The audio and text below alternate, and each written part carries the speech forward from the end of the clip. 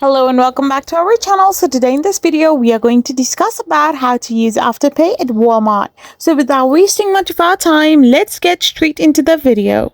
So to use Afterpay at Walmart, you can either shop online or in-store. In online, you can simply select Afterpay as your payment method to checkout, and in-store, you can simply use Afterpay card with Apple Pay, Google Pay, or Samsung Pay. So for online shopping, simply download the Afterpay app and search for Walmart within the app. So now open the Walmart store and browse products and add items to your cart and proceed to checkout. So now choose Afterpay as your payment method and log into your Afterpay account or create one account if you are new. After this, you can simply complete your purchase and use your Afterpay at Walmart.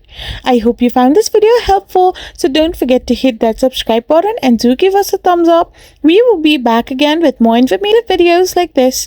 Thank you for watching and stay tuned for many interesting and updating videos.